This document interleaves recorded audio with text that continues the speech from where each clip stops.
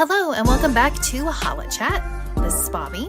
And I'm Rachel, and we're talking about episodes of Imitation, again, as we have been doing. Sorry, really got away from me. I don't think we should redo it. So I'm talking about... It's episodes 7 and 8. Yeah, we're talking about episodes 7 and 8 of Imitation. My body doesn't want to do it. That's why. That's why it was so hard to get through. I told one of my friends who is not an 18-y, but is a K-drama fan. She loves K-dramas. I told her that we were doing this, and she asked me if I hated myself. I was reading. Well, yeah. I was reading there's a discussion board on Viki. Okay. And so I was reading through that, and there was just one. I didn't read every single one, but there was just one single person that was like, "Man, Maha's wig, I just can't." And I was like, everybody else was like, "That "Oh, was me, actually." Oh well, yeah, that's my Viki account. Yeah, one single person that was like, "Those extensions, can't do it." Everyone else was having a great time. Some people were like, "Wow, this is the greatest drama I've ever seen." I was like, "Have you seen other dramas? Maybe Are you not. sure?" I mean, if you don't watch dramas and you were just a fan of I'm going to say one of the SF9 boys or Jongho, I don't think the other ones are in it enough to really give. Yeah, if you came here as a San stan, sorry, I'm so sorry. Yeah, you're not gonna get be-fed very much. Even the SF9 boys. Yeah, I mean, Hui Young is in there enough. Yeah, Chani, he comes and goes. He's a ghost. I mean, that's kind of the point of his character, but it does seem like an underutilization of him. He's a pretty good actor, so... Listen, you want to talk about underutilization? I could go on about underutilization. I have thoughts and feelings about that. Well... But, shall we? Yep, let's do it. Take me through these episodes so I can relive Episode it for a 7. fourth time. So episode 7, we start off with a recap of course, we got to have that recap. We start off with the leading up to the stunt that Kwon had done that had led to him getting injured. Yes. And I would like to reiterate that when the maha that he sees that causes him to lose his focus, she's not even looking at him. She looks like she's just staring down at the ground morosely. And I'm like, why? Why is that what causes you to crash? Because you had said that, I paid attention to her this time. Since, they forced me to rewatch scenes I've already seen. I specifically paid attention to her. And I was like, yeah, she does look a bit like a ghost. Yeah. Maybe that's what was upsetting. He thought she had died and was there to haunt him. Maybe that was it. He was like, oh, I didn't know she was dead. Passed away. So anyway, he gets into his accident, and big shout out to Yuno for the running moment. Big shout out to Yuno for the running moment. He just was he was getting there. He does get all the way there. He sees, everybody else is crowding out, pulling Kwon out of the car, which again, I think you would point out, you're not supposed to do that. Yeah, especially just bodily yank on him. Yeah, he could have a broken back and you're just ruining his whole life. So Eugen's kind of standing back, watching everybody else help. He glances over at Maha because of course he does. He had to be embarrassing in this moment. Right. Sees that she's crying and it really starts putting pieces together. He's kind of figured it out. I did write, this scene does not warrant this music. I wrote, you're embarrassing me. So I could have put that for so many characters. Even my girl Leah lets me down in this couple of episodes, but we'll get there. So we go to the hospital. Tea Party is standing outside the hospital huddled together, away from the crowds. Apparently nobody sees them. Them standing outside of the hospital for... it's implied that it is 8-9 hours that they're it's been standing a long time outside of this hospital, and it is very stupid. Yeah, and it's also very cold outside, so it's anyway, Maha's just distressed. She's weeping, but I don't care. Well, Shaq's arrived. Hold on, because this upsets me later. Hyunji is having a rough couple of episodes. Yeah, Hyunji's in a low point right now. But she's oh, what if he doesn't wake up? And then, like, looks at Maha and sees that upsets Maha. And then is like, oh, but he'll wake up. And then later she gets mad that they hadn't told her about, like, that there was something going on. And it's like, well, you knew that she... Well, I think what she gets mad about is that, like, it wasn't just Maha had a crush. It's that Maha and Kwon have been, like, going out together. Yeah. And, like, that Leah knew what was going on, but that they had never discussed it as a group. I'm Team Hyunji on this one. Oh, I am, because I will too. always choose Hyunji over Maha every time. I will as well. I thought it was weird that... It is weird. But listen, people act real dumb. I feel like we're hitting a low point as far as stupidity goes in these couple of episodes. But anyway, so Shaq's arrive. The fans are all there crowding around. I'm like, why are we letting fans just be outside the hospital? Why is that happening? Daekwon is fully freaking out. Daekwon, a high point for this. Daekwon really we're earning his paycheck in these couple of episodes, just being delightful. When he was like really upset about Kwon being injured and not waking up, it was like, oh, this man is a very good actor. It is nice that they finally gave him something to do. Yeah. I mean, he's an excellent comedic actor as well. Like, his comedic timing is really fantastic. His facial expressions are really, really good. His physicality is really, really good. He and Kwon do play off of each other really well. Yes. So it's, in the same way that, like, Hyuk and Do-jin play off of each other really well. It's the same kind of just a lot, that push and pull between them that I think is really good. So Daekwon is fully freaking out. Park Jin-man is there. He's getting updates on what's going on. He's very cold about it, though, like really detached. Just seems more irritated than anything else. He really gives it to Daekwon for, like, letting this happen. And it's like, I don't know. I don't know. Yeah. I mean, for the record, it doesn't appear that Daekwon ever tried to talk Kwon out of doing the stunt himself. That was never, like, even a discussion that was had.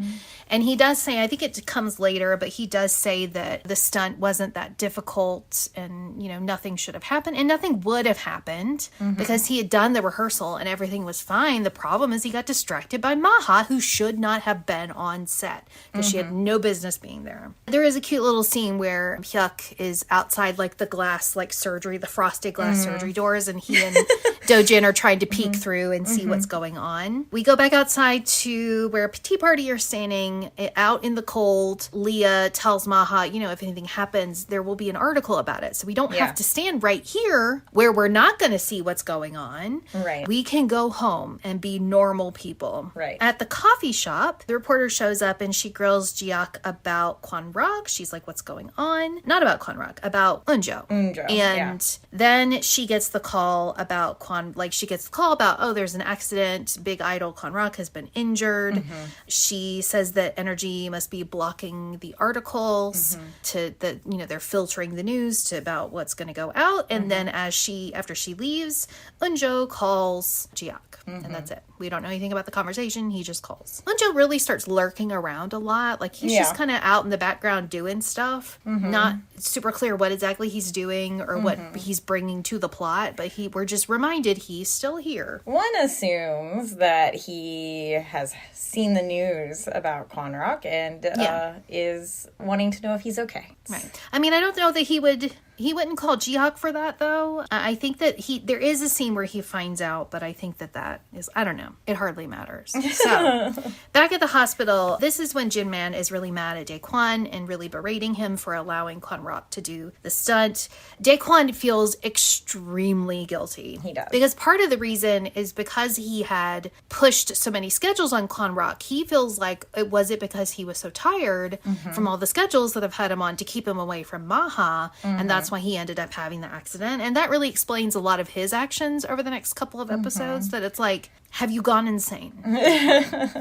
La Rima also blames him. I think that comes in later, but she basically says he's had too many schedules.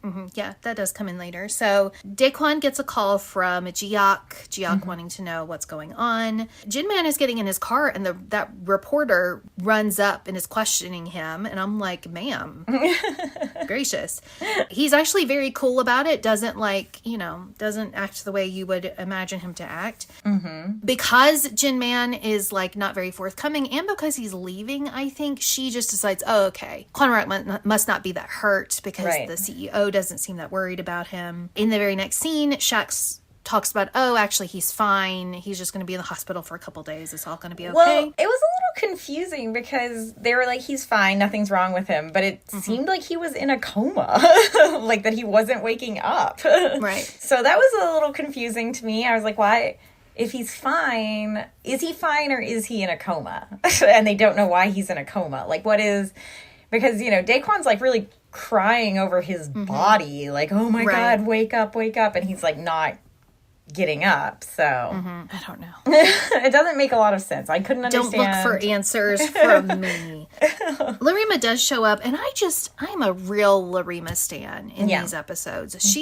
I've said it before, but she is one of the best characters. But I do find it interesting that with the way that she shows up at the hospital, fully public, everybody sees her going in, I'm like, okay, why is nobody suspecting her of having a relationship with Kwon Rock? Yeah. Like, why would that not be a problem? Because I would imagine that would be a problem for people if people think Larima, famous soloist, is dating Kwon Rock, famous boy group member. Like, why is nobody... I mean, she seems to just do whatever she wants, which I love about her. But I just find it very interesting that, like, nobody has any... There are no rumors about her and Kwon Rock together, even though she's being so public about going where he is and showing up with him and things like that. It reminds me of when we went to see ATEEZ in Duluth. And we were... I'm gonna connect it, don't worry. Okay.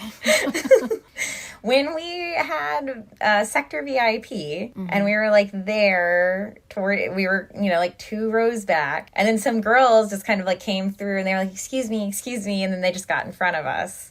They just did it. That's how those girls who didn't have VIP got in front of us. They just did it. So, like, that's how Larima gets away with it. She just does it.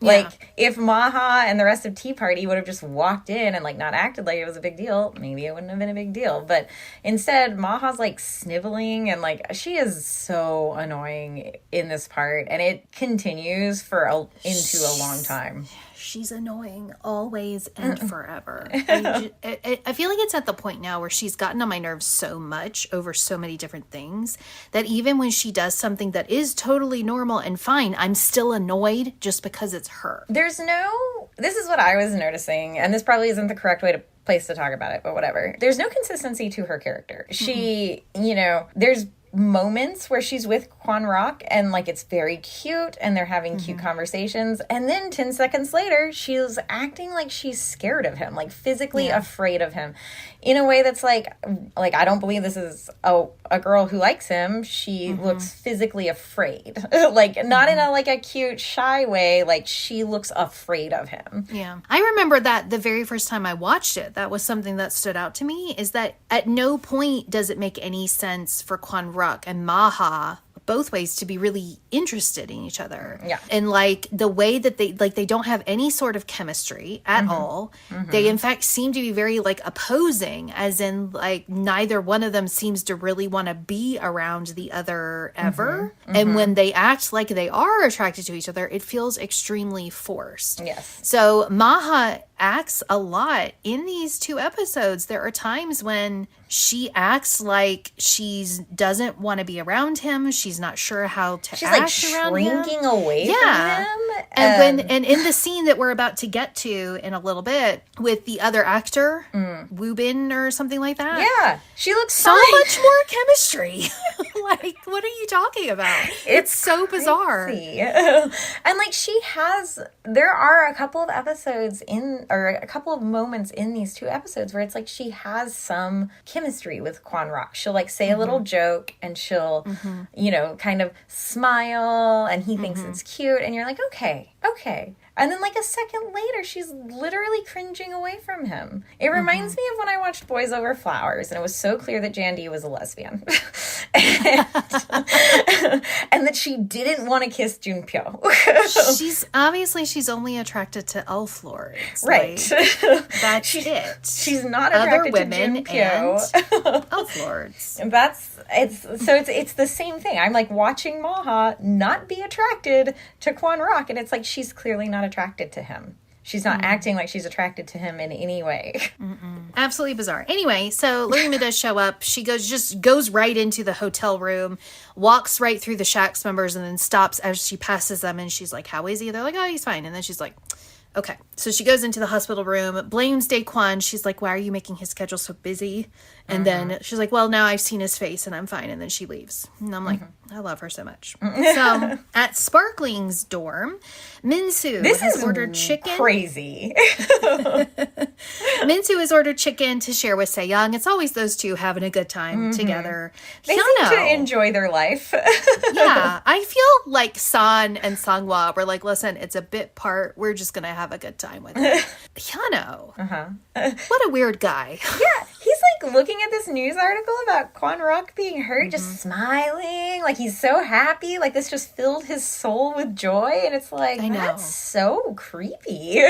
He's so like weird. The creepiest character. Yujin comes in. He and Hyuno get into an argument about, what all of this means. It's interesting because what's his name? The creepy roommate. He's like, you were always fighting with him, so why aren't you happy about this? And it does establish something good about Eugène's character. He's like, well, I didn't want him to die. I'm not crazy.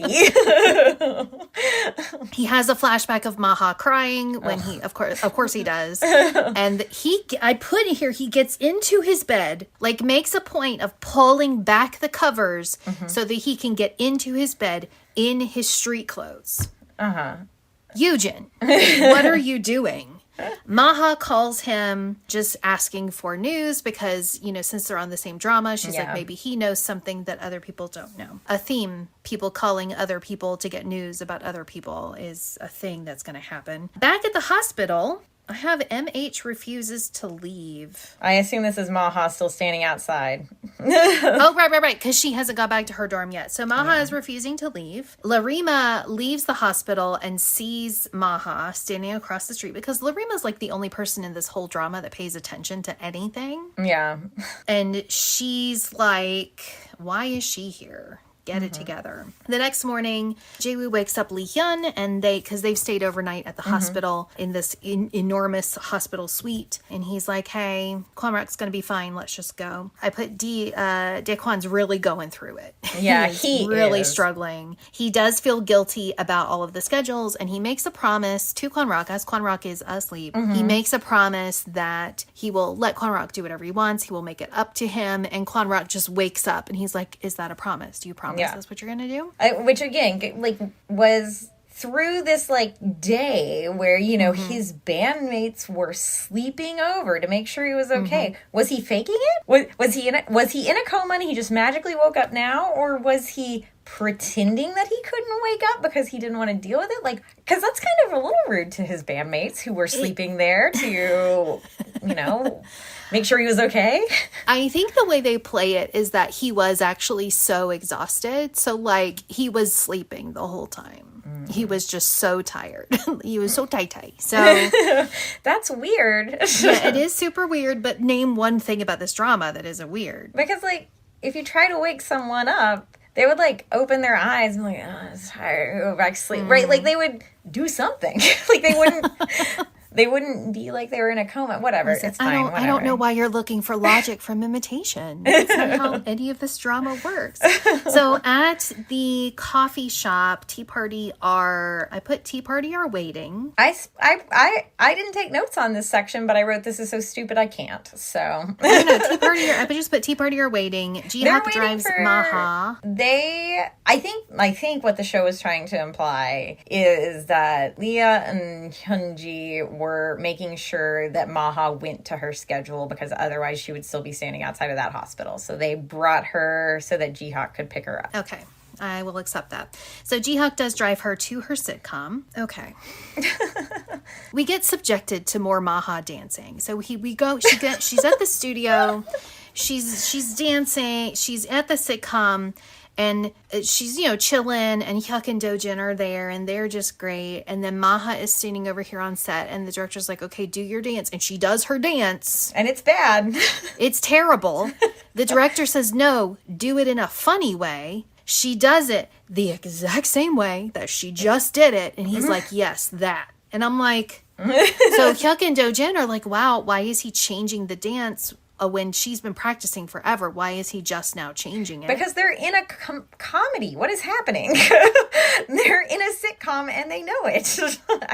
I put that Maha freaks out, and I'm assuming that she's freaking out about Kwon Rock. I guess maybe she asked, I don't know why my notes are a little sketchy here, but she maybe asks Hyuk and Dojin how he's doing. I put Hyuk gets an impish smile. I assume because he's figuring out that, okay, she's A, because when Kwon Rock had been trying to explain the problem without giving any names, Maha was A and Kwon Rock was B. Right. And then, so Hyuk is kind of figuring it out. They meet with Daekwon, and Daekwon asks about Maha. He's like, so how's Maha doing? Is she here? Jihak, I put Jihak figures out Kwon Rock likes Maha. Okay, so there's like a meeting of the managers here.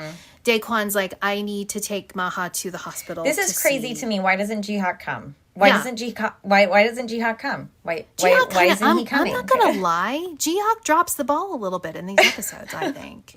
Like there are some times where he just seems to be fully behind, doesn't really know what's going on, and I'm like, I thought I could trust you. And you are not doing what I need you to do. So he sends Maha off with Daekwon and with Hyuk and Dojin in the back seat, and nobody notices until they like pop up afterwards. One assumes that Daekwon was always supposed to take Hyuk and Dojin home.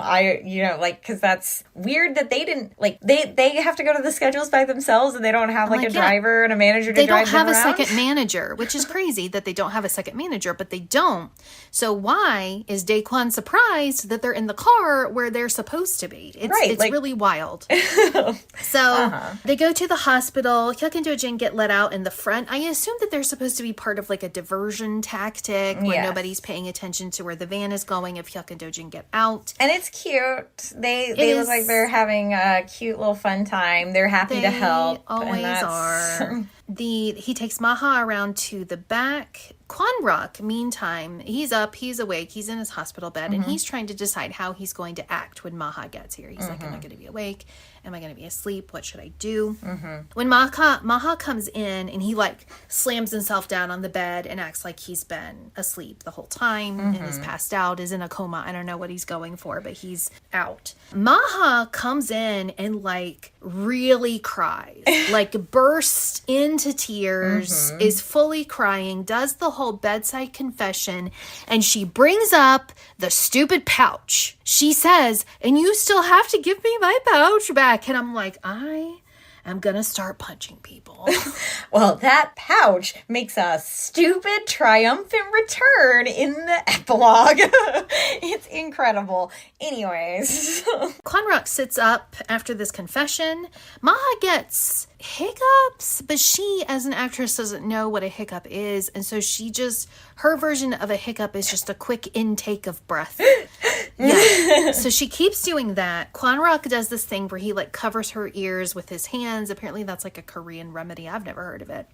I got the hiccups last night and it did not help me. I had to eat a spoonful of peanut butter, which is the only thing that ever works. He confesses to her that he also likes her, and then he kisses her, and it's another like flat face, just smashing their faces together lightly. In her love confession, she does talk about how her favorite scene was the kiss scene, and she had hoped that that would be. Here's my issue. Okay. I don't have like a room or a board big enough to highlight all of my issues, but my biggest issue with that is that both of them wanted to redo this kiss scene as an excuse to kiss each other. That's crazy. They wanted to do this in front of a bunch of other people. They wanted to have a bunch of witnesses to them kissing. Like, that is all they could imagine. That is crazy. I do know that that Kwon Rock had said when he was like voting for the thing, he was like, I'll get to see her again if this is the scene that we have to do, because that's when Daekwon was trying to keep them apart. Yeah. So I feel like that was his motivation. I don't know why on earth Maha would want to recreate this in front of people, especially given the backlash that happened with the fandom last time. It was so weird. And like, okay, I mean, you're not she doesn't act, it's like her mouth is saying one thing, but her whole personality is saying something completely different about how she feels about Kwon Rock. And it's very upsetting to me. I tried to like remove myself from myself because as you were saying, like, Maha has done me so wrong that it is really hard to just watch it. So I was like watching her cry before the hiccups. That was really bad. And I was like, you know, she looks like she's crying. She really looks like she's upset. So if you just like isolate that, you're like, okay, that was she did good acting. The problem is that in isolation it works. But I do not believe in their relationship, and I do not believe her commitment to him. So in the context of the show, like, none of it makes sense. So it doesn't matter that the actress herself is doing a good job in that scene. It doesn't work because there's no consistency to Maha's character. There's no reason to believe this is how she would act. Like, nothing has led up to this moment where this actress is doing an okay job with the scene. Yeah. Unlike with Daekwon, who had a similar scene, but we have had the lead up to that. That felt earned. Yeah, I mean, if you've got a situation where your two leads are not supposed to be together, and so they never actually spend any real time together, and their only interactions have been very, like, antagonistic for the most part, then it makes no sense for her to be, like, weeping over him when, like, when have you even been friends with him at this point? Right. I mean, supposedly they have this relationship in the past, but we have not seen it develop. We've gotten these flashbacks that I don't understand, quite frankly. Like, I don't understand what time period that was. I don't understand how close they were. I don't understand how long it was. Yeah. It feels like it was really quick from the time where she starts being involved in whatever his group is to the point where he gets recruited and yoinked off the streets by Jihak. So I don't know. Like, you haven't, like, you can say, oh yeah, they really knew each other, but you haven't shown me that. So I don't believe it. I don't know what my note is and I don't know if it's related to her crying or if this is a different scene later. So I'm going to let you go. I'm going to, because I think it's a different scene. It says I miss you scene in parentheses. So so he confesses, they kiss. Meanwhile, Dojin and Hyuk have been speaking to the fans to let them know how Kwon Rock is doing. They're outside. I just have, in all caps, jongho. And I feel like there is this moment, and perhaps you know the moment, where he and Dojin are standing outside and he gets hit by this. He's like standing by a streetlight and it's sunny and he's standing in the sun and the wind is blowing and he just looks glorious. Yeah. I think that's what this is. It was just a real jongho moment. And I was just like, yes, jongho. Jongho continues to shine in these episodes. He really does. A bright spot. Does. At Tea Party's dorm, Maha comes home. She gets a call from Kwon Rock. I put that she freaks out. She does. She's like, oh my gosh. I'm like, why are you freaking out? This is it. This is my note. My note is she a child? Question mark. Good God. Like, because she's like, this is it. She had just cried over his hurt body and now she's acting scared of him. Like, it's crazy. Like, okay, you didn't just like do your love confessions and kiss and now you're freaking out because he's calling you? Ma'am, you are out of order. Like, that's a thing that you do before the confession. And it's not like when you don't know. It's not like a happy giddy freaking out. It is like she is scared for her life. It's so weird. Here's the thing about this actress. I do not think she is a comedic actress. I don't think she knows how to do lighthearted emotions. And I think that is why she seems so like downtrodden and somber when she's supposed to be like this electric center of this group. Like, this whole drama hinges on her, and I don't believe it because you've cast this actress who is just full of sorrow. Right. And that's why she's so good at the crying scenes. Like, she did really well at the drama because the drama was a drama. Now she's like, whenever she's supposed to be like happy and cheerful or nervous, it comes across as like anxiety-ridden nervousness instead of like a fluttery, ooh, butterflies. She can't do butterflies. She can only do doom and gloom. Yeah, she can't do the, like, there is... I was actually thinking about the K-drama True Beauty. Do you remember True Beauty? The girl who's supposed to, you know, she learns how to do makeup and she gets really beautiful. That actress, I can't even remember her name, but she has so much charisma. Yes. And, like, even when she, you know, didn't have her makeup on, like, you wanted to watch her, and she was still awkward. Like, she was pulling that awkward energy that I think maybe Maha is supposed to be having in these scenes. Like, she's awkward. It doesn't play as awkward, though. It plays as scared. Yeah. Which is, no one wants to watch a romance between a woman who is scared and a man. Like, that is very uncomfortable. Right. Especially when the man is, like, constantly, like, pushing her. Right. You know, like, he's pursuing, but he's pursuing kind of aggressively. Right. And you need somebody who can match that energy and who can, like, no. She seems very much like a scared little rabbit being hunted by, like, a wolf. And I'm like, that's not... Maybe some people are into that vibe. That is not the vibe that I am going for. It does remind me of Boys Over Flowers, of the Junpyo John D dynamic. John D's scared of Junpyo, and Junpyo's going for it.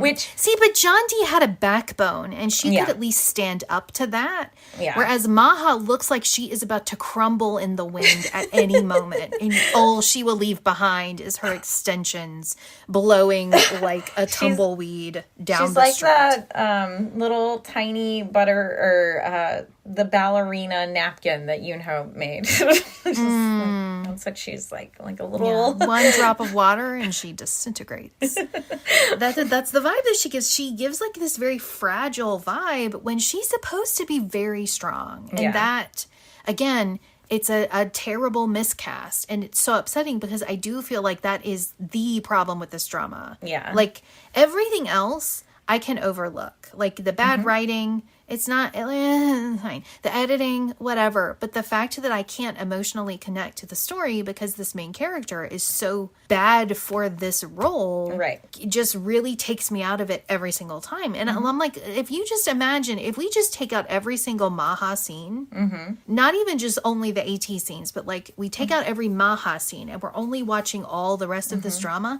it's delightful. Like, every scene that she's not in, I feel such a relief. And I'm like, oh, thank goodness. Oh, thank goodness. Now it's just Daekwon. Oh, it's just Larima. Oh, it's just Hyunji. And it's like, I can breathe. She comes back on screen and I'm like, okay, what stupid thing is about to happen? Yeah, I agree. But anyway. This is it. Wait, hold on. No, this isn't the part where I wrote, oh my God, we're only 30 minutes through. We haven't gotten there yet. That's right. Not even That's there right, yet. folks. We've been recording for almost 40 minutes, and we are not 30 minutes through this episode. Anyway, so Maha freaks out. Kwon Rock seems to think that Maha freaking out is very cute, and I'm like... It's not. Yeah. It looks like she's scared. Leah, who sleeps in, like, the living room. Yeah, I was wondering about this, too. Like, why is she always sleeping in the living room? I am assuming it is either because she's the youngest of the group, which could track. I know that Maha is older than they are. Right. So that's why Maha gets her own room. I'm assuming Hyunji also has her own room because she is never sleeping in the living room. So I guess this is just like a 2-bedroom In the first episode, Hyunji and Maha share a room. But Hyunji is never seen in that room again. No. Oh, it's really unclear. Well, that was a different dorm. That was their it? Omega dorm. Yeah, so Okay. they've moved into a nicer place now that's still relatively small, I guess. I'm just But gonna we just...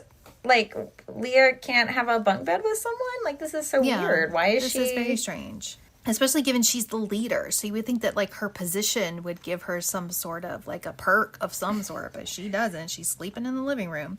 But she is awake and she accuses Maha. She's like, where have you been? And Maha cannot open her mouth and just explain this is what happened.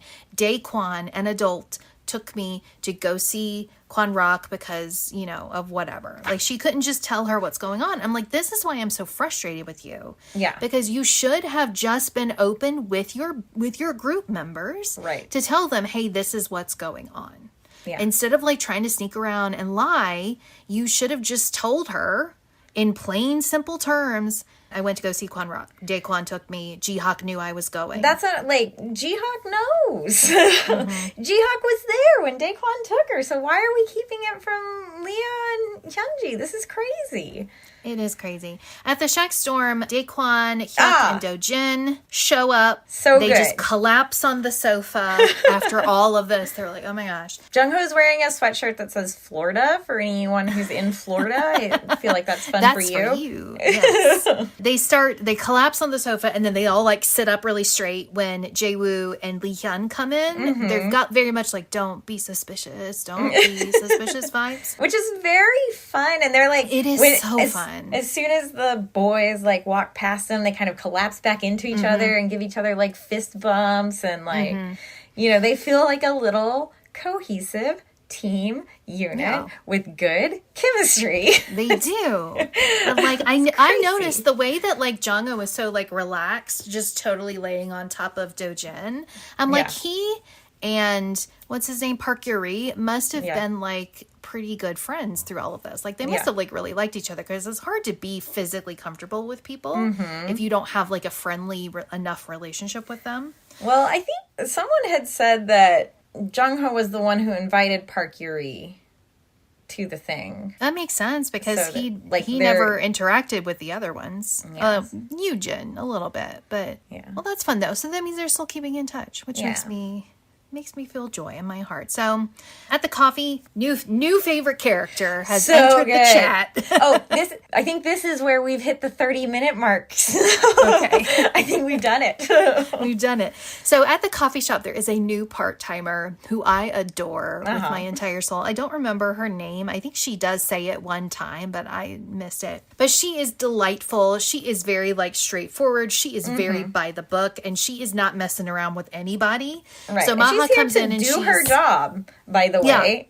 She's like, there is an employee handbook and I am going to follow it to the letter. So Maha comes in and she orders coffee and is surprised when this part-timer is trying to make her pay. And she's kind of looks, the other girls, Leah and Hyunji, are sitting at the table behind her, and they're kind of laughing because they're like, she's got to go through it too. And she's kind of like, what? And she looks back and Hyunji like shows her receipt. She's like, no, you got to pay. And then Ji-Hak comes in and he also has a receipt. He was like, yes, you do have to pay. So that was a fun little scene. We'll come back to her later, but I do love her so much. And my God. Her scene later, it fills my heart with so much joy. Like she does. The scene pisses me off. The scene is upsetting, but I'm like, I am so team part-timer right now. Maha deserves to be obliterated. But anyway, so back at the hospital, Kwon Rock wants out. He's like, I'm good. I'm fine. I want to go. And Daekwon's like, no, you got to stay. At Energy, JM is putting pressure on... JM is Jinman. Sorry, I use abbreviations when I'm writing. So Jinman is putting pressure on Jae-woo. He's talking about Kwon Rock needs to stay in the hospital. Yeah. Jae-woo needs to get it together. His team is like struggling right now. Like, you got to lock this down. He is about to have a mysterious meeting. In the hospital, Kwon Rock texts Maha. Ji-Hak is, as he's, just texting her about like, hey, what's up? Ji-Hak is asking Maha if she's ready to go. Kwon Rock and Daekwon have this little back and forth. Maha sends him like a cute little like kissy face emoji or a heart or something, like a bear holding a heart. And Kwon Rock's trying to decide what emoji to send back to her. And Daekwon sort of... not accidentally, but kind of accidentally picks like a kissy face emoji and then like sends it all like, because Kwon Rock's like really debating what's going to be the appropriate emoji to send to this girl who is an idiot. So, Daekwon sends the kiss emoji. Maha just kind of laughs at it, and then that's the end. Like, it does nothing, and so there was no point to that. At the filming location is... the part that upsets me is that, once again, you have Maha able to laugh and joke with Kwon Rock, and then in, like, the next scene when they're together again, she's like, oh God, don't touch me. Don't look at me. It's like, Jesus, like if you're excited and giddy about his stupid kissy face emoji, then you need to not look like he's trying to hurt you when y'all are together. Mm-hmm. That's all. Sorry. So at the filming location for the sitcom, Maha is sitting on this like row of seats, and Hyuk and Dojin sit down on either side of her. Jongho's wearing a denim jacket. This is his second denim jacket I knew of the episode. you were going to say. I knew you were going to bring that up. Those are obviously for me. Yes, he's wearing like is this the black turtleneck and the black pants and the denim jacket? I think so. He also had like a denim that had kind of like a Sherpa collar at some point. This is not the Sherpa collar. No, this isn't the Sherpa collar. I think this is just the regular. So they sit down, they're sitting on either side of her, and they're just sort of, teasing her about dating Kwon Rock. Mm-hmm. They say, if you ever need anything, if he's ever being weird or whatever, you can just, knock on our door and let us know. Mm-hmm. And Dojin says, oh yeah, Kwon Rock's super immature. And Hyuk is like, no, he's not immature. He's very pure and innocent. And Maha's like, I'll knock on your door if you need. And Dojin's sitting there. He's like, pure? He's pure? What? At the news place, Energy wants a positive article released about Kwon Rock's recovery. And there's a really good mood on set and everything's great. Just showing us how these big corporations can kind of control the news that gets out. We go to the bus stop, and Eunjo is reading the article about Kwon Rock's recovery, and that's it. That's Eunjo's back. He's still floating around in the background, y'all. In the shock storm, Kwon Rock returns. Everybody's acting like super chill and laid back and like they don't really care, and they're just like, oh hey. And Daekwon's like, why are y'all being punks? Like, come on, he was in the hospital, be cheerful. But he walks down the hallway and this like banner drops in front of him, and it's got like positive notes from all the boys, and they're all like peeking around the corner at him, and it's very cute. It's very reminiscent of the 80s rolling papers, so that was cute. Another thing reminded me of 80s in this episode, and it was when Kwon Rock was like in the hospital, and he's like, no, I gotta work, I gotta do stuff. Like, I feel like 80s is so used to like working and stuff that when, and I think even Hong Jung has said it, when they have to take a break, he's always like, like, what do? I gotta. So I thought that was very good. Yeah. At the location where Kwon Rock is filming his drama, this is the one that Yoojin is in. He shows back up, comes back. The fans totally crowd the van. Yeah. So he can barely even get out, and like nobody does anything. They're like touching him. And I'm like, I don't think this is how it works. Like, this just doesn't feel right. And but the fans his speech, it looks like he hates them, which, fair. But it does seem like he hates them. Yeah, they then kind of talk about his suspicious behavior. They're like, why is he acting like this? He's acting really weird. Yoojin comes up when Kwon Rock gets there. He comes up and asks how he's doing because he's a professional. Yoojin's going to hit a low point, but he's good now, but his low point is coming. I want everyone to know. Like, we are in the redemption arc, but he is going to backslide. He's going to fall back into some bad habits. And just prepare yourselves for that. Very big backslide. Yeah. So Kwon Rock asks Yoojin straight up if he is interested in Maha, and Yoojin says, I used to like her, but I don't anymore. Kwon Rock is Which like, is news to everyone. I know. I was like, since when? But okay, I guess. Kwon Rock is like, oh, okay, cool. And he's walking away, and then Yoojin's like, but I'll be friends with her forever, with his like, serial killer face. That's what I wrote. Serial killer, vibes for sure. Like, but this is like the tricksy, you'll never catch me, being kind of coy serial killer, where Kwon Rock, he's like, oh, well, I'll still be friends with her forever. I intend to be friends with her for a long time. And Kwon Rock, like, kind of walks back to him like, what? And he's like, I just thought you were too comfortable. And I was like, okay. I then also wrote, I truly believe that Yoonho could kill this man. I believe that he could and that he would if provoked. So. Right? Based on this acting, I believe that Yoonho could and would kill him. Yeah. They have a super intense fight scene, which is the clip that every A&E uses when they talk about wanting Yoonho to be in an action drama. And same. I am with you. I agree with you on this issue. I just want him to be in anything at this point. I think he could do it all. He could do it all. And I just, why? You got these. Never mind. I'm not going to get into scandals and drama because I don't have the time or the energy. So, at the studio with Ammonite, he's playing a song for Leah, and she's like, "Oh, it's nice." And he just kind of nods at her, like, "Yeah, I know. I wrote it." Lee Hyun comes in and he asks, "Hey, did you think about, doing the thing with me?" And she's like, "What part of I don't want to work with Shax was confusing to you?" And he's like, "Okay, but what if it's not with Shax? What is this just with me, with Lee Hyun?" I really like this. Yes, I love them. I'm team them. As a secondary couple, I love them a lot. I want their drama, like, separate. Right. That could be the main drama. Yeah. And Maha and Kwon Rock could be like the secondary. Yeah, put them back there where they belong. And so she leaves, and Lee Hyun's like, "Man, she just won't give me a break." And Ammonite just laughs at him. Mm-hmm. At the movie filming location, Kwon Rock asks, I put this is growth, because he asks Daekwon for the keys to his car instead of just stealing it. Though this man just needs to buy a car. Maybe the company won't let him do it. I'm like, they let the other two. I know Jaewoo has a car, and I know that Dojin has a car. So why would they not let their biggest star have a car? Well, clearly he can't be trusted. He can't be trusted. So he borrows the keys for the car. He goes to pick up Maha. I put, why is she walking like a baby duck? Because she's in like a yellow coat, but she's like kind of waddling when she runs to the car. Like, she's walking like a kindergartner. And I'm like, I understand that, like, Korea likes cute things and young girls and that vibe and all of that. But, like, get it together, Maha. You're a grown woman, theoretically. It does border on uncomfortable.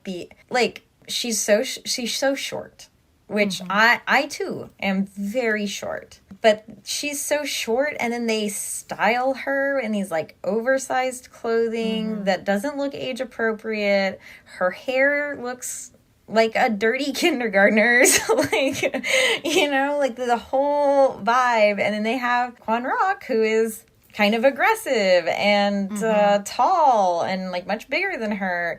And so when you have them styled as they have them styled, and you have these scenes where she's acting like she is afraid of him, it does look like there is a large man and a small bitty child. Yeah. and she is a victim, and it's a bad, it doesn't create a romantic feeling for me. No. So they are trying to find a spot where they can like date in private, but they can't find anywhere where the people, like, where paparazzi, the news, can't find them.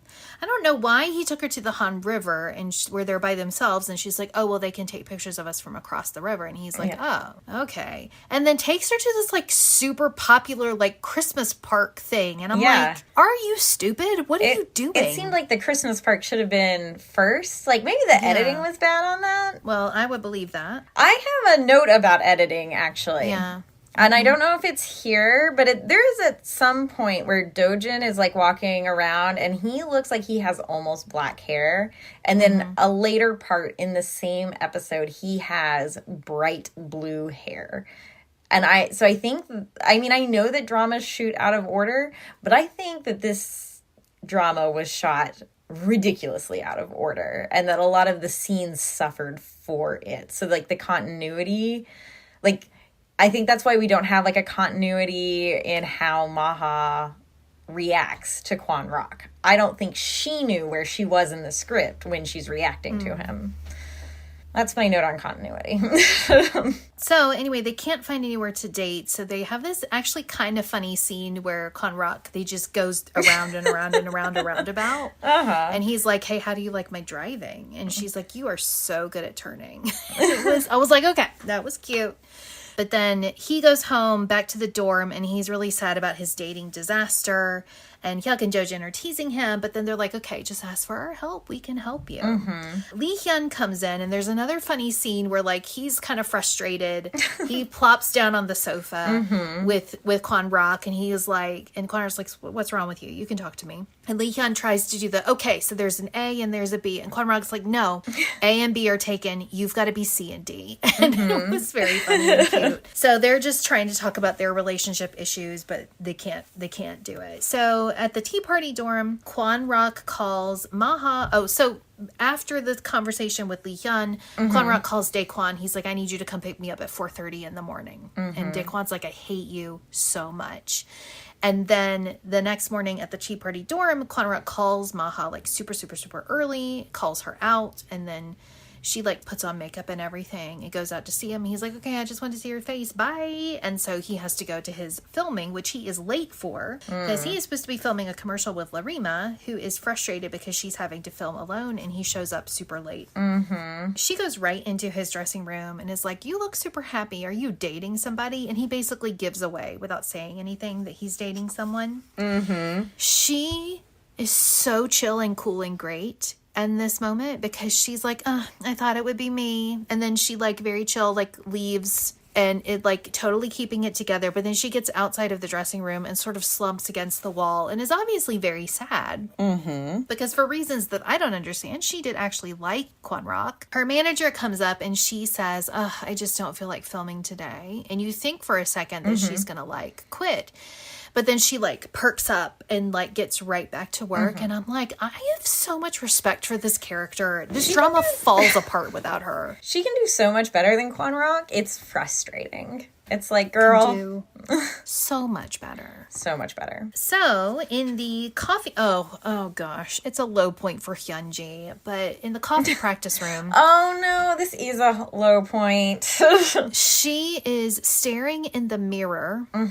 And she's like trying to smile, I think is what she's doing. Like just smiling in the mirror, but like fake smiling. And then she says, maybe if I looked more like Maha, he would like me more. Maha doesn't smile. Ever. It's bizarre. I'm like, what are... And then there's a part later where We're lucky she's lost a lot of weight. blonde wig on her. Yeah, seriously. But I feel like they're trying to imply that, like, because she's lost a lot of weight, the stylist notices. Yeah. And I feel like they're trying to imply that she's been, like, starving herself to make herself smaller like Maha is small. And I'm like, Hyunji, she's like the size of a child. You are like the size of a normal woman. So like we can't compare these things, but whatever. And like changing who she is for Yoojin, please get it together. Yeah. So Maha she's filming somewhere, and I just put Jihak is worried. I don't know. I skipped some parts, I think, because I wrote the chemistry is negative, and I believe that what I'm talking about is Kwon Rock and Maha. So that's my next note. The chemistry is negative. Yeah, it really is. This next part is very exciting because we go to the KQ practice room. Oh, yes. Larima, again, favorite character, best one in the whole drama. Larima is bringing a bunch of food to a group of girl trainees, and they're like really reluctant to eat the food. And she's like, you know, you're going to have to lose it anyway, so you just use it as motivation. You can do, the company's going to let me do whatever I want. It's unclear if I guess this is her company that we're at right now. Like. Because she is saying, she's like, it's okay for us to do because this is, you know, it's me, so I can do whatever I want. So the trainees are like really grateful to her. And that's just really heartwarming because we know that, you know, she had been rejected from a girl group before, but she's like really trying to make this better for the trainees that are at her company. And I think also telling that her response to getting a broken heart was to go and try to do something good for somebody else. Yeah. And I'm like, love her. At the tea party dorm, Kwon Rock meets Maha outside, but then it turns out that it is a flashback to the last time he was chasing her up the steps, but then he shows up for real. Maha is being really, she's being really stubborn and frowny, but like, I don't know why I pointed that out when this is where I said the chemistry is negative. Yeah. Because she's being like, it's like, why do you hate him again? Yeah, like y'all are back here. Y'all are now dating. Y'all kissed several times. You've been on a date. So why are you frowny and upset again? Like, yeah, I don't know. I do think it's because the drama was shot out of order. I don't think she knew that's the generous reading I'm going to give this actress. She did not know what scenes would go where. They go hiking at night. So he takes her to go hiking. Like, this is the one place he could find to take her where they could be by themselves. Maha, because she's the biggest, dumbest, stupidest idiot, they're hiking. It's clear that, like, they're wearing hats, they're wearing masks, they're wearing, like, scarves to cover up their faces. They run into, like, they pass by another couple, and Maha recognizes the actress. Her name is Lee Ji-min, which is only important because she comes back later. And she, like, out loud with her big, dumb, stupid mouth is like, oh, it's Lee Ji-min. And then the actress, like, turns around, and it's like, can you, for once, have a single brain cell? Just one. No. I'm not even asking for two. She can't. And, like, Kwon has to, like, grab her and, like, drag her away. They go stargazing. They go back to the car at the end, and a paparazzi. It's the other reporter that works with the other reporter. This is crazy to me because I know. they know that people are watching. So they don't have... This guy is parked in the same parking lot, in this very small parking lot. Yeah. With his camera pointed directly at them. It is like, how did they not see this man? That's annoyance number one. The second annoyance is they've been wearing masks to cover their faces. They've been wearing these buckets. They get in this car and they just rip those off immediately.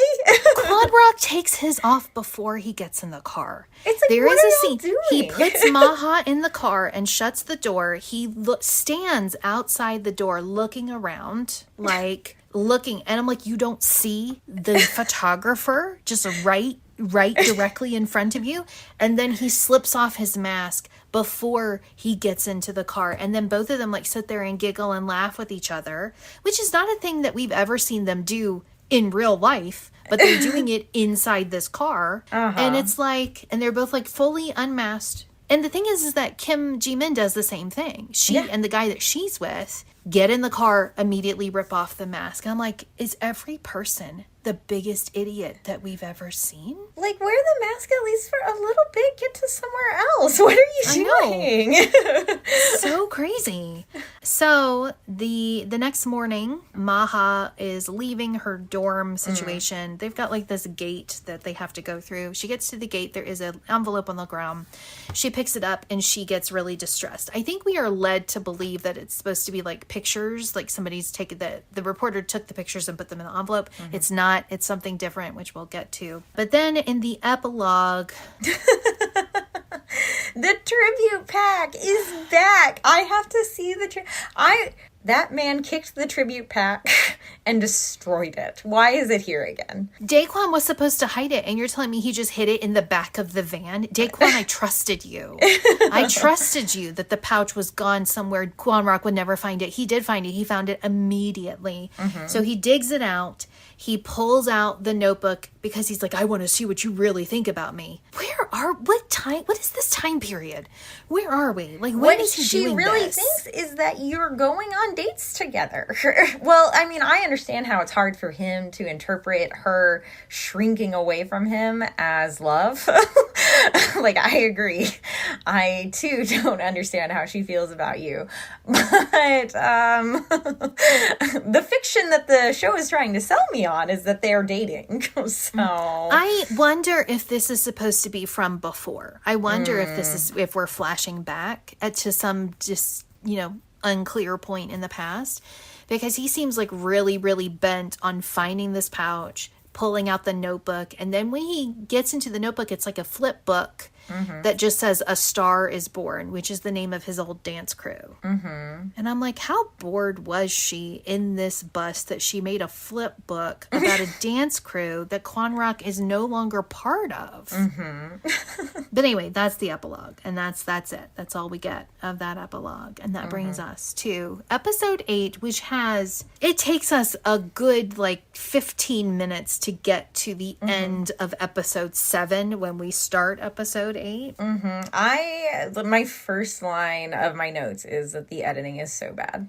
Because we are now back on the hiking trail. They're hiking together. Yeah. We're I back. don't understand why we needed, like, if you wanted a cliffhanger, why wasn't the photographer taking photos of them a good enough cliffhanger? Why did we have to insert this other scene that actually doesn't even happen that next morning the way that you're implying it to happen? Yeah. It makes no sense. It's really, the editing is so bad here. It's so bad. There's a part, so, they're back on the, like, hiking date, and we're seeing them sit on this staircase, which I assume is a real thing in Korea. It's very cool. It's like a staircase in the trail, and then there's like a door at the end, and they're kind of sitting at the edge of the staircase with their like feet hanging off. And at some point, she holds out a cup to him. And apparently she was asking to do like a cheers. I was like, why is she holding that cup for him? Does she want him to put something in it? Yes. Does she want him to take it? What does she want? I had no idea what she was trying to do. I was like, why is she being so weird? And then he like cheers her, and then she's like happy, and it's like, that was so unclear that that's what you were trying to do. And that's what I mean about like the way she reacts to him is crazy, because she like shrinks away from him, like her body physically moves away from him, and then she juts her arm out towards him and is just like holding this cup out, and I was like, what is she doing? And she was trying to do cheers. So that's what she was doing. I couldn't even.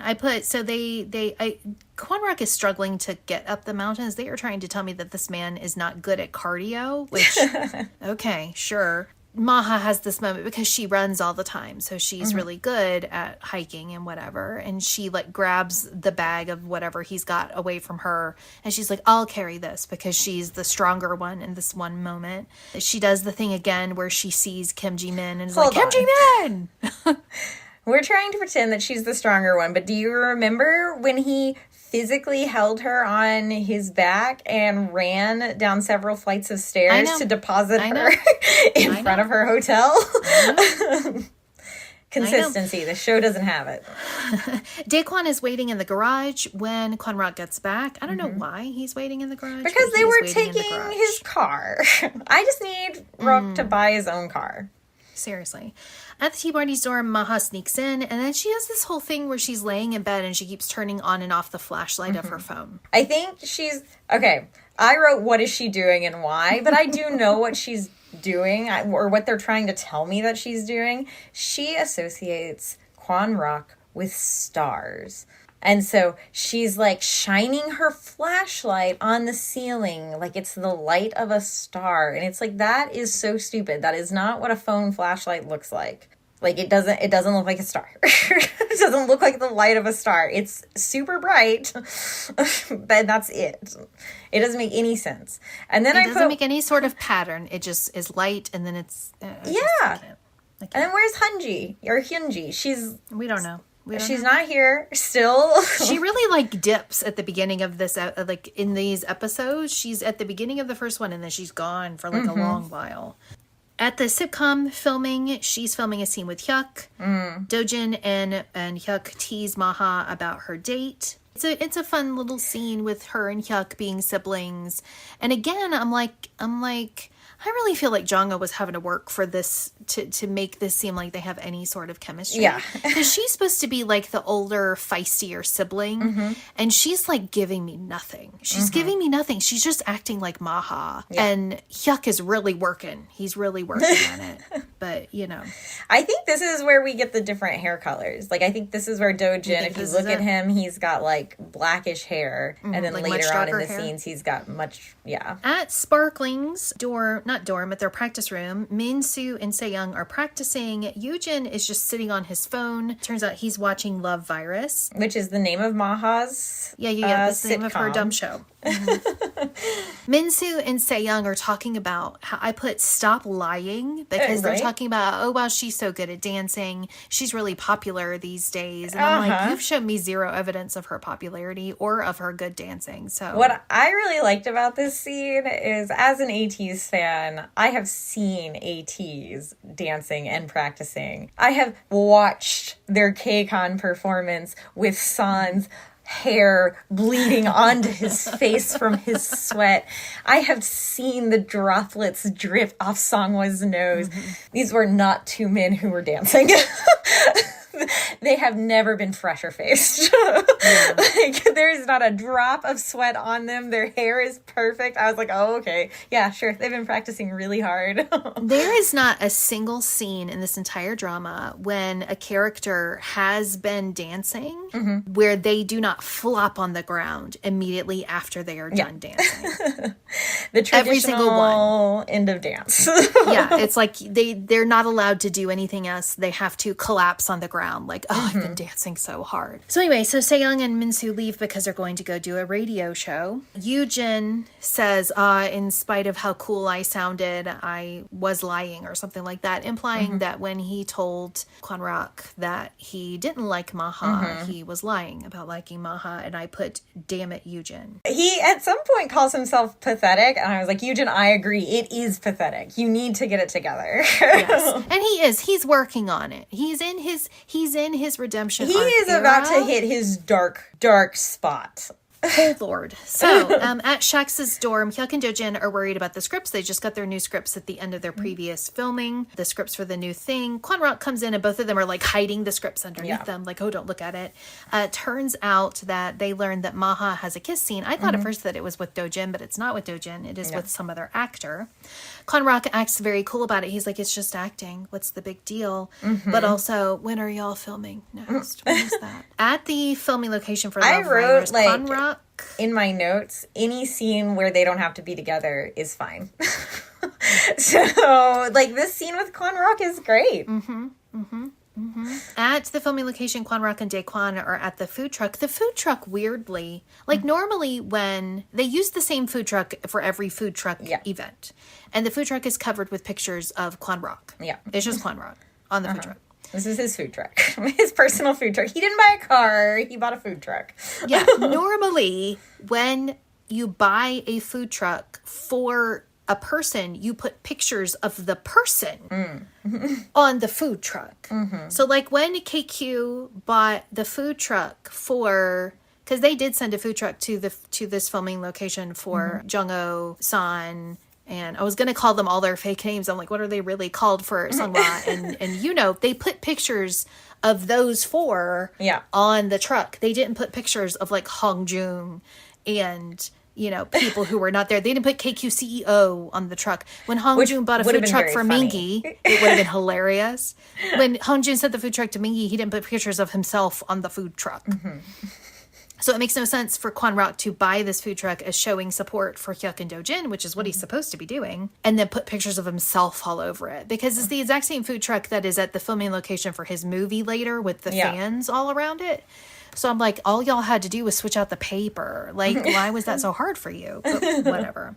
So they're at the food truck. This very handsome, and I put, wow, this dude is handsome, shows up. And this is the actor that Maha has the kiss scene with in this episode. I just put the whole kiss debacle. I just didn't even want to talk about it. It's just this whole kiss debacle where Kwanrak is watching the filming and losing his mind. He's acting crazy. Fully insane. And I'm like, is nobody else hearing this? Is nobody else hearing him be completely crazy?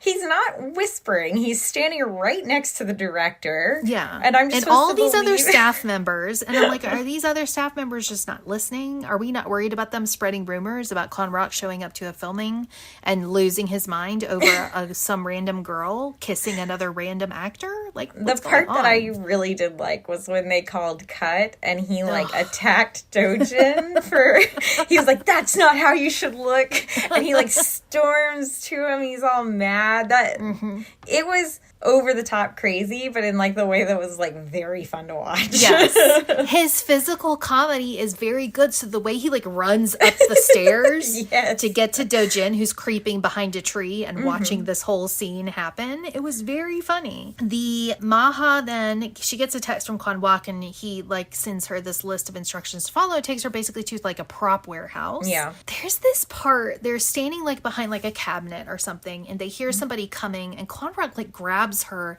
and just dives onto a sofa. And I'm like, how are you hiding right now?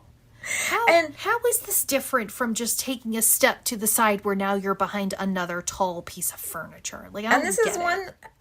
once again, one of those parts where it's like, Maha looks so terrified of him. Mm-hmm. He's having like a moment where he loves her, and she looks like he just pulled a gun pushes out. him away. Like, she like shoves him away from her. He didn't even look he was about to really do anything, but she like pushes on him. Mm-hmm. He kind of like, oh, well, you were so comfortable kissing that other actor, and like, you know, like being very offended that she's like, you know, not wanting to be anywhere near him, but she was comfortable with this other actor. And so she like kisses him on the cheek. His reaction is very funny because he's like, what? You could have at least done it on the lips. And like, and she like kisses him on the cheek and scurries away like the mouse that she is. She leaves the little warehouse and gets photographed by that same reporter. Kwon Rock follows like right after her. Doesn't even give it like more than 10 seconds. And he's following right on her heels, and he gets photographed as well. Daekwon then drags him off because he needs to go do his job and not be hanging around this other filming location. This is the part. Oh no, at Energy. The reporter shows the pictures to Jin Man and is clearly trying to blackmail him to get him to pay in order to keep this story hushed. A thing that I am absolutely convinced is actually happening in Korea. I think so too. I'm fully convinced of this. At the coffee shop, the part-timer this scene. This is so good. It's so irritating and so stupid. But anyway, so the girls show up. Maha like presents her credit card like right off the bat. She's like, I want a coffee. And I'm like, okay, she's learned. And then the other girls, they're talking about Maha's scene with, I forget what his name is. It's like Woo Bin or something like that. Yeah. Something Bin. They're like, oh my gosh, how was the scene? What was it like? And I think either Leah or Hyunji asked the part-timer, oh, do you know this really famous actor? And the part-timer's like, no. Why would I know that? And then Maha's like, oh, but do you know the famous boy group member Kwon Rock? And the part-timer's like, no. And then they get into this like really heated battle. It's heated on Maha's end. She's being like unnecessarily dramatic. It is crazy how she's acting. And like, so weird. This is not consistent with anything we've seen from Maha's character at any point in time. So the fact that all she of a sudden flips out. She's because like just yelling at this person. I know. And the part-timer is not wrong. She's like, she names this like lecturer on YouTube who helps kids study for the exams. And she's like, that's somebody who's famous to me. And Maha's like, that can't even compare to Kwon Rock. And Leah and Hyunji are looking at her like she's lost her mind, because obviously she has. And I'm like, why is she being so dismissive to this part-timer who is very clearly explaining like, hey, people put their hopes and dreams into trying to test well and trying to get a good education. So it makes total sense for me to feel like this lecturer on YouTube is more famous to me than this singer. She's like, and in the end, isn't it just because everybody wants to earn money? And Maha looks so offended and like she's about to fight this part-timer. And let me tell you, I would not get in a fight with this part-timer. No. She could take me down. And so Maha will get destroyed. And I kind of wish that they would do that. The way she acts is so out of character for anyone. Like, it's just crazy. Hyunji is clocking all of this. Yeah. Hyunji's not an idiot. She is, but also isn't. She sees all of this and she's like, I'm sorry, is something going on? Yeah. And she kind of questions Leah as well. And she's like, what is happening? And both Leah and Maha look guilty. And I'm like, I don't know why Leah looks guilty, because this isn't Leah's secret. This is not, Leah's not the one who's been sneaking around. Leah's been doing her job. And she only knows about the one time that Maha went to the hospital. She doesn't know about like the mountain hiking thing. Right. She doesn't know that Maha is literally dating this man. Yeah, she doesn't know that. So I don't know why they're trying to play it off like she is equally guilty as Maha, because Hyunji figures it out and she's like, and both of you know? And you've been keeping this from me? And I'm like, I think she's totally within her rights to feel hurt by this, because she's being like kept out of the loop on all of this stuff and, you know, treated like she's a lesser member, which I think that's part of one of her insecurities. No one in this K-drama deserves Hyunji.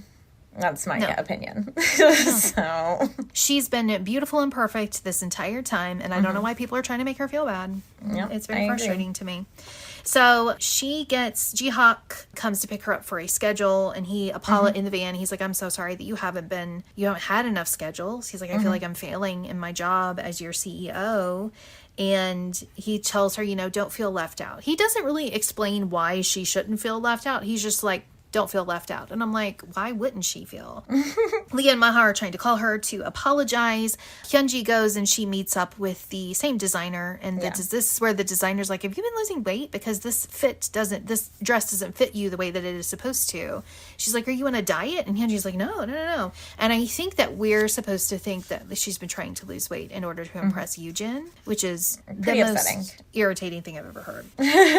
At the Love Virus film, the fan club are standing outside that one food truck that exists in this universe, and they're talking about how the reporter had leaked the photos of it's either Kim Jimin or Lee Jimin, I don't remember which Jimin, the famous actress Jimin. That story got leaked instead of the Kwon Rock story, and they're just talking about it. In the coffee practice room, Leah and Maha also find out about the Jimin story, and Maha's like, oh, I remember seeing her at the mountain that night. Those photos might have been taken at the exact same time. Yeah. Jaewoo, so this is in the shack storm. Jaewoo is telling Kwon Rock to get some rest. He seems to imply that, he says, I don't have a drama to film. So he seems to imply that, his schedules have kind of dried up. People aren't as interested in Jaewoo as they are in Kwon Rock, which is silly because I think Jaewoo is more handsome, but whatever. He says that, we've been at this for 3 years, which is kind of crazy. 6 years. He's like, it's been 6 years. I just want to keep going without any drama. Kind of, implying, hey, can you get it together? Because I know you're up to some shenanigans and you're going to ruin it for everybody. Maha and Kwon Rock are talking on the phone. Maha is talking about how Hyunji is upset. And she's like, oh, it's just a minor issue. I'm like, it's not a minor issue. Get it together. Kwon Rock talks about, when you've been with your group this long, you really need to learn how to trust them. And I'm like, that's not the issue, Kwon Rock. It's not that Maha... It's that Maha is the untrustworthy one in this scenario. She should have told her group what was going on. And I don't feel like that's the point that he's trying to make, because he's also keeping his escapades away from half of his group. So it's like, you can't talk, Kwon Rock. Maha asks him if he's heard about what happened with Jimin, and he's like, no, I don't know. And then she doesn't tell him. She's like, oh, it's no big deal. I'm like, girl, give him a heads up. Why would you not? She's stupid. She makes the stupidest choice she can. She always makes the dumbest decision. At a restaurant somewhere, we see Park Jin-man arrives, and he is meeting with the shady Omega CEO. He talks about Omega-3. He's like, wow, it's kind of sucks that, you put all of that work into them, and now someone else is reaping the rewards. And the CEO complains about Annie's death. He doesn't say that it's Annie's death, but we know that that's what he's talking about how she ruined the debut. Jin-man talks about lecturing people on morals, and the CEO says, well, that won't help me. That conversation makes absolutely no sense, but we learn that basically the gist is that Jin-man is sort of telling the CEO that he needs to go after Tea Party for breaking their contract. We learned this later, and we put the pieces together later, but I think the way that it's translated just doesn't make any sense. Tea Party then, so we go to the very next scene. Maha, we are finally back to the end of the previous episode where Maha gets the envelope. So 45 minutes in. It's been a long time. So she gets the envelope, and it contains a legal document telling her that she and her group are being sued for breach of contract, for having 2 contracts with overlapping contracts. The only smart thing that she has ever done in this entire drama is that the first thing they do is call Ji-hock.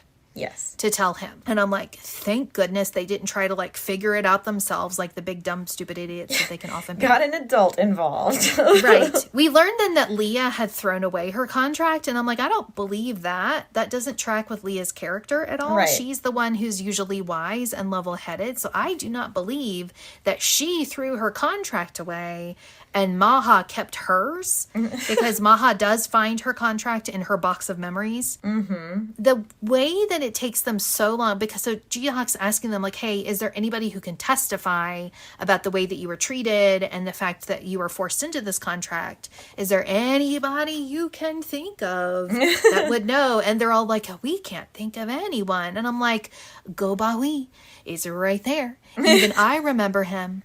Why are we not remembering this character? He was there all the time, and he was like driving Maha around the first episode. Yeah, he was their manager.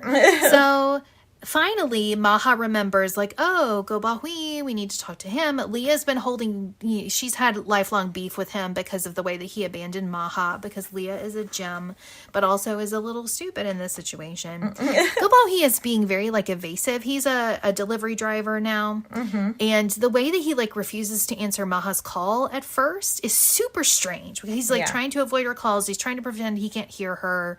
He's trying to pretend like there's static on the line or whatever. Yeah. But then later on, when they call him in and he's talking to them, he's like agrees immediately to testify, says that he's got everything from the offices. And I'm like, why was he so reluctant to talk to her? Do you think he's been compromised? What do you mean? Like the old CEO got to him, and he was like, yeah, agree to testify, and then when you testify, it'll all be good for me. You can lie. I don't remember that being the case. I've watched this drama 4 times. I don't remember anything about it. I just wipe it from my brain every time I see it. Each time. So. Yeah. So anyway, at the Omega offices, it's not the Omega offices, but it is where the CEO is working now, the Omega CEO, Ji-Hock storms in and confronts him. And this is where we learned that actually this was not coming from this CEO, but he's basically being a puppet for Park Jin-man. Yep. In the car, Kwon-Ruk and Dae-Kwon see there's like a big screen up on the side of a building that's showing the news that Tea Party they're in a legal battle because of their contract. Kwon-Ruk gets worried. Tea Party are like, well, Ji-Hock is busy, so we're going to just take ourselves to our schedules. We're going to keep it together. We're going to keep doing what we're supposed to do. Leah talks about how she's got to go to the studio.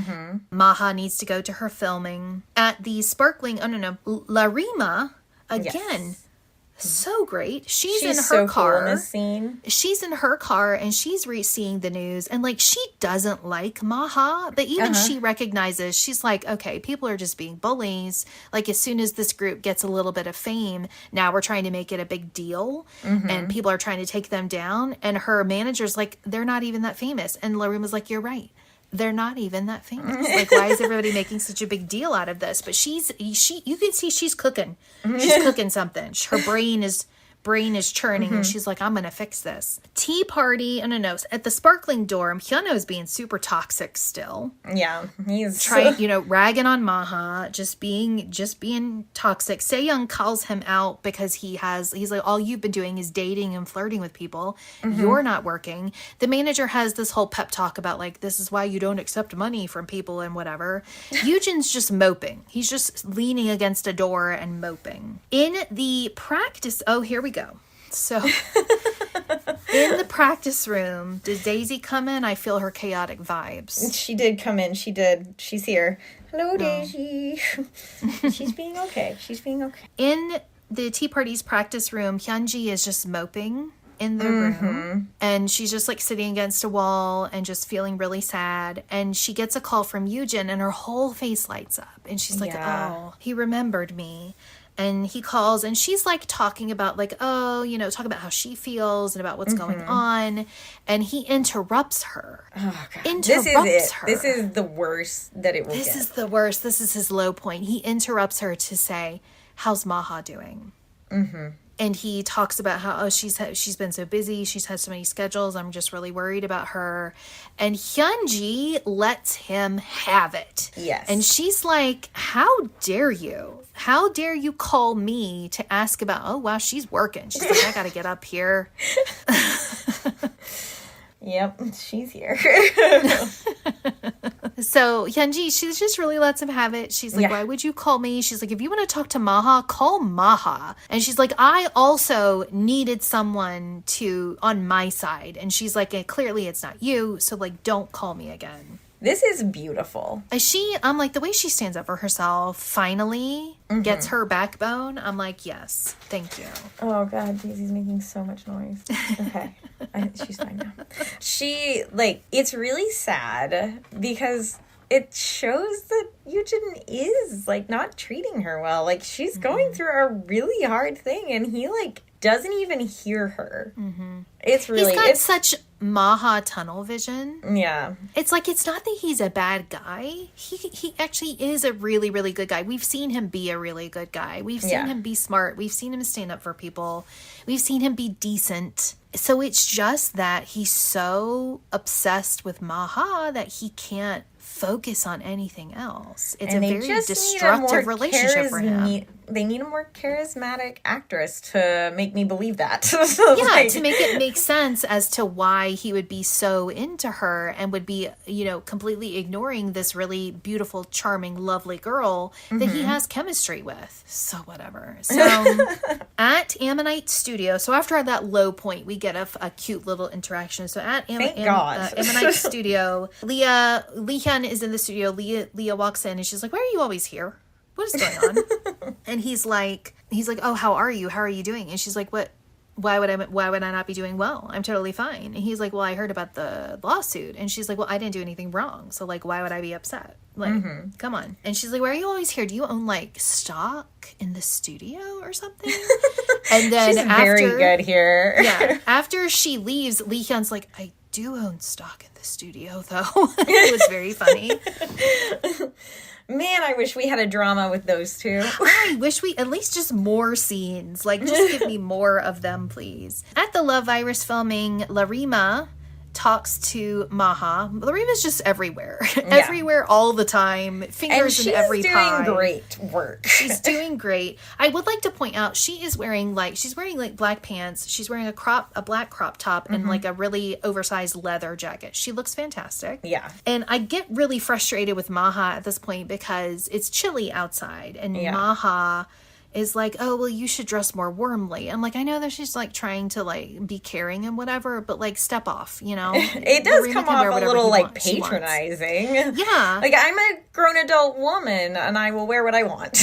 Yeah, exactly. But Larima's like, "This is my armor." She's like, "You never know when you're going to walk into a battle. So like, I always want to be ready." And I'm like, thank goodness someone has it together. In the van, Kwon Rock is calling Maha. Daekwon like opens the door. He's like, "I knew you would be doing this. You need to focus or you're going to get hurt again. So get it together." They walk up and they talk to the director. The director asks Kwon Rock about Maha. And Daekwon's like, "Why are you asking him about Maha? What would he know about Maha? What are you talking about?" And he's like, "Oh, well, I thought that they were like friends and knew each other." And Daekwon's like, "No, they don't. No, they don't. No, they don't." Eugen walks up. Like, you can see Eugen coming up in the background because he's got that, silhouette. And it's just like, he's so beautiful, but you're also so mad at him right now. But he comes up and he, like, bows. He's got his curly, fluffy hair vibe going on right now. And he says, "Oh, Maha is fine. I'm a friend of hers and she's going to be okay." And Kwon Rock is like really upset that Eugen has this in that Kwon Rock can't admit to having. Right. So like Eugen gets to be Maha's public friend because for some reason nobody cares about that. Which is whatever.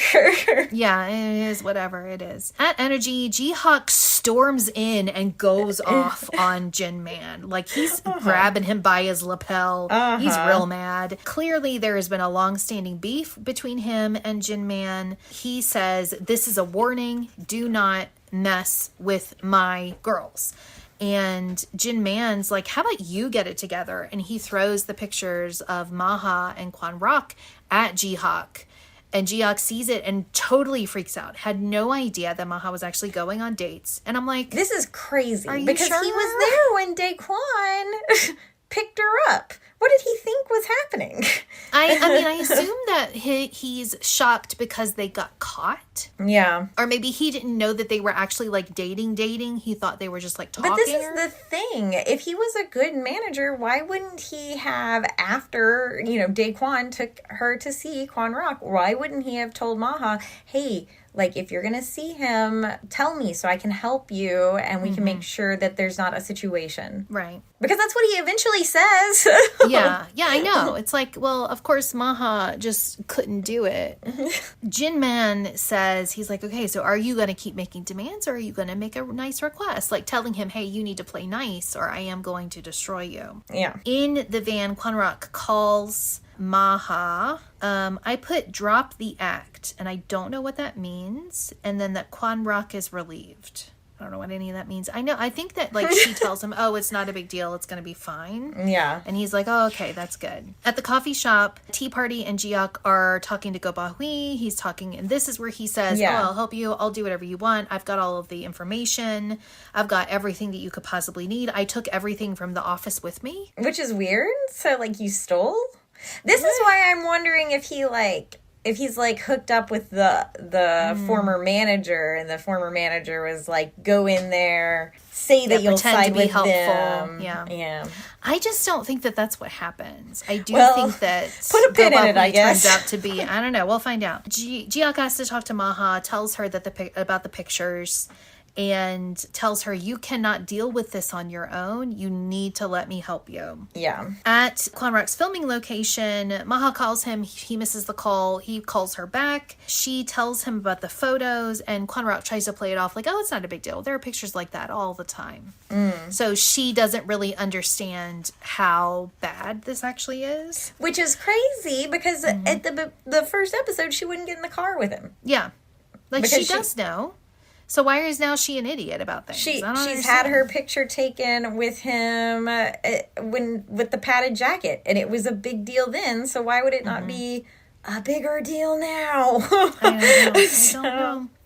At a coffee shop, not the coffee shop, but another coffee shop, Jihak meets with the reporter lady. He asks her to post all of the information that they got from Go-ba-hui. He wants her to post that story, even though he's like, I know this is not going to make you any money, but I need you to post this story so that people always read the scandal stories, but they never find out like what happened. So he's like, I want you to post the truth. And she's like, oh, but this means that you're going to owe me a favor. In Energy, Kwon-rok goes to see Jin Man. He sends Daekwon out because Jin Man is yelling at Daekwon. And Jin Man is like, Maha is just using you to get famous, so you need to get it together. He asks him if he's told the rest of Shax about what he is doing, and Kwon-rok hasn't, so he feels guilty about that. As he should. There's a long scene where he's like, he's looking at memorabilia and he's contemplating. He ends up calling Jihak. He says, hey, what should I do? I'm sorry to call you, but what should I do? And he's like, what would you have done? And Jihak was like, before, I would have prevented it. I would not have let you be anywhere near Maha. But he's like, now I care too much about you as a person. So it's not about the industry. It would be about you as a person. So it doesn't really give him an answer, basically. Yeah. So then, somewhere outside, Kwon-rok meets with Maha. She is acting like nothing is wrong. She's acting like everything is fine. She's not picking up on his vibes at all. She's trying to act like super cheerful. Sued. There are pictures of her in in a relationship, and she's like, la la la la la. Yeah, and I'm like, is she just acting stupid? Like, is she trying to act like she doesn't know what's going on, or like what's going on? And he does where he grabs her and hugs her. And at first she's just looks kind of shocked. And then he's like, we need to break up. And he says, I can't look in your eyes while I do this. Yeah. He's like, we need to break up. I'm like, you've been dating for 3 days. It's not that deep. Then we get the epilogue where a young Jin Man and a young Jihak are drinking. They're all obviously on more equal footing. They're going through a hard time. Jin Man's really upset about just things not going well. And Jihak promises him like, hey, things are going to be better. Basically, they're just showing us, hey, these two men used to be like besties. And they've been through it together. It seemed to me like what this was implying is that we were seeing Jin Man's villain origin story. He is at his lowest of lows here, and he decides in this moment, I will do whatever it takes, even if it means breaking the law because I will not be this low ever again. That's what it felt like. I don't know that that's what happened because we don't actually know what the low point is. It's just telling us that he, like, had a bad day. Like, that's what it seems like. It's like they're not being clear about, like, okay, is he in the idol industry? Is he in the entertainment industry at this point? Is he, like, does he have a small company? Like, do they work together? What's happening? And they never are very clear about that. The only thing we're supposed to get from this is that he and Jiok were friends, and that's why they have beef, because Jinman feels like Jiok betrayed him for whatever reason. And I'm like, if you're trying to make me sympathetic to Jinman, it's not working. No. Sorry. I have no idea what they're trying to do. I don't feel sympathetic to him at all. In fact, my last thing is the CEO sucks and I hate him. So it's just weird. It's a weird vibe that they, like, all of the sudden take us to a place we've never seen. And we have Jihock being super nice to Jinman. And I do feel like they're trying to tell me that this is Jinman's, like, villain origin story. And I don't understand why. And I don't. Yeah, like, this is why he is the way that he is. You get it? And it's like, no, I don't. I don't get it. I also really dislike that there's no continuity to the epilogues. Like, it's not all flashbacks. They're not all about Maha and Kwon Rock's origin story. Sometimes we get other characters' origin stories. They're not all, like, the beginning of this story, because sometimes they're just a flashback to a thing that happened last week. Right. So it's like, what is the purpose of these? Like, why do we have these? Why is this just information that's not just in the drama, you know? Right. I was thinking about some of the other, like, I've seen other K-dramas that do an epilogue that's kind of like this. Like, do you remember Crash Landing on You? They always had, like, an epilogue that was, like, a little extra from the episode. Like, it was, like, an extra scene that we didn't see that would have belonged somewhere in the episode usually.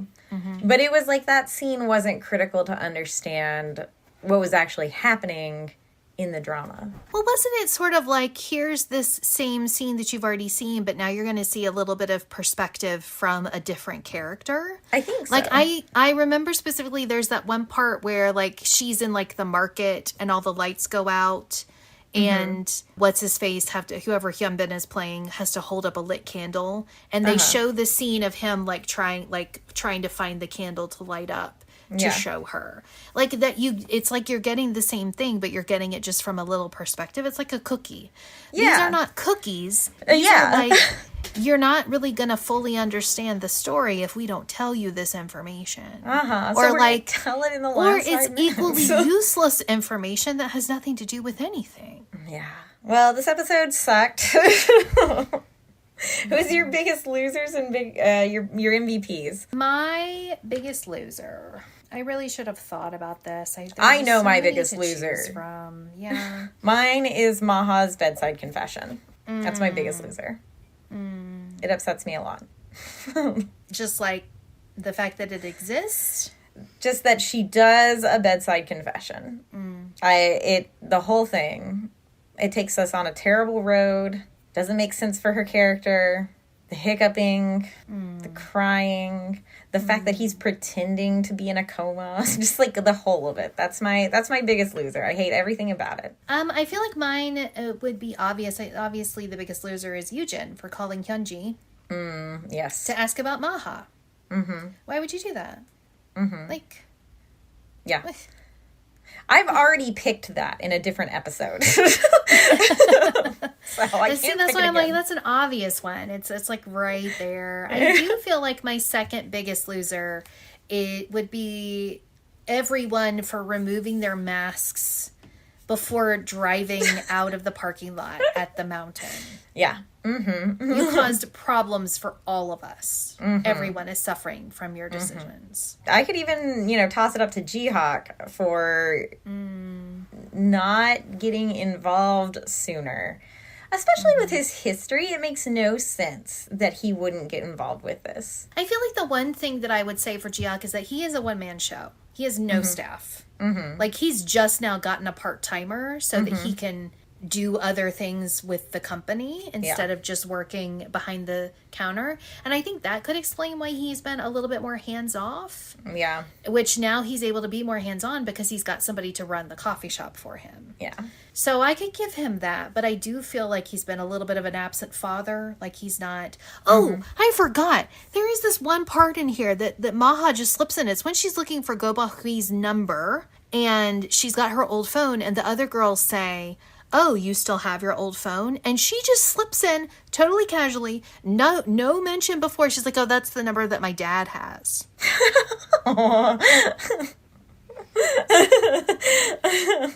Okay, I guess.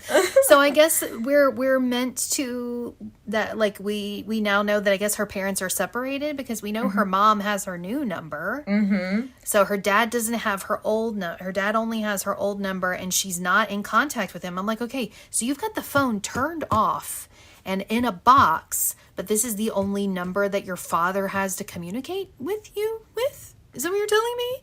And then they just drop it and nobody says anything. And it's just like, oh, okay.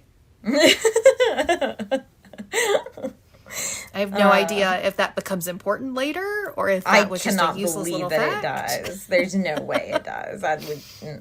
So that happens. Hard to come up with an MVP here. Larima, obviously. Yeah. I feel like she's the obvious MVP, just really keeping it together. The way that she talks about, having on her battle suit, having on her armor, and she's going to go to war. And the way that she just seems so much more capable than literally anybody else in this entire drama. I trust her. I think she will single-handedly fix this, I think. The only reason I wouldn't give it to her is because she can do so much better than Kwon Rock, and so her being sad about it at the beginning is upsetting. She gives...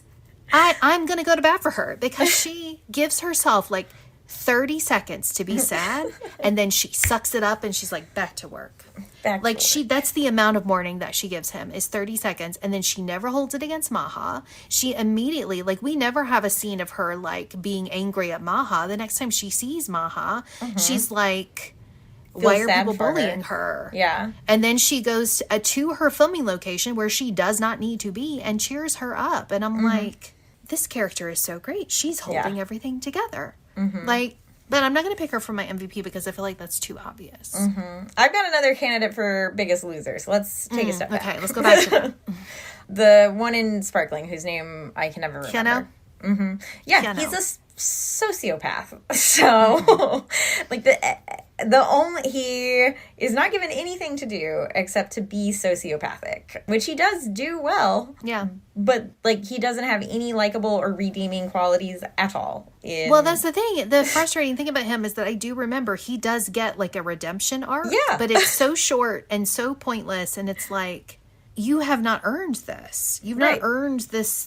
I don't think, if I'm remembering correctly, I'm like, I don't think that he earns his redemption, but he does get his redemption. So it's like, you've only shown me being him the worst that humanity has to offer right now. And now you're going to try to tell me he's actually not that bad. I don't think so. Him celebrating when Rock gets hurt, that's a lot. That's crazy. That's a lot. And then he celebrates when Maha's having trouble too. And it's like, this guy's crazy. What did Maha ever do to you? What is that about? He's a sociopath. So I would like to, raise his little pedestal for Biggest Loser. Yeah. I feel like he's one of those that he's there with the wig. Yeah. He's just always the Biggest Loser. Okay, so for MVP, besides Larima, true champion. The fashion designer who calls out Hyunji. I do like the fashion designer. I feel like she just wasn't there enough. She had one tiny little conversation. My MVP, I think, is Ammonite. Ammonite for giving a space for Leah where she's finally being appreciated for the wonderful person that she is, and for giving a place for her to kind of connect with Lee Hyun and give me my favorite couple of the drama. That's who. So Ammonite for me. I will give a side step and go with Lee Hyun. I really think he's bringing a lot to the table right now.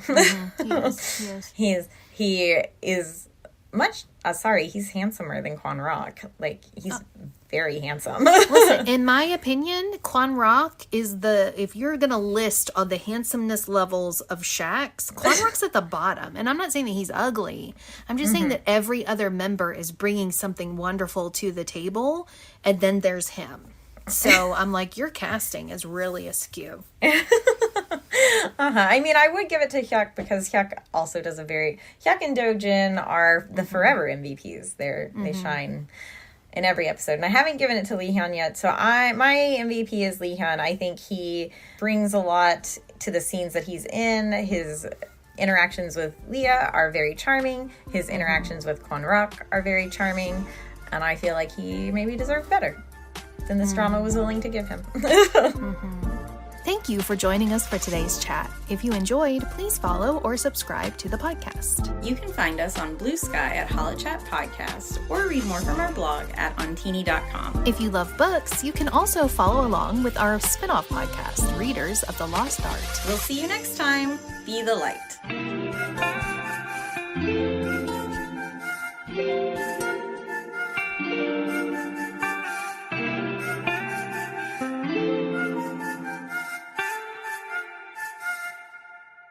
Yeehaw!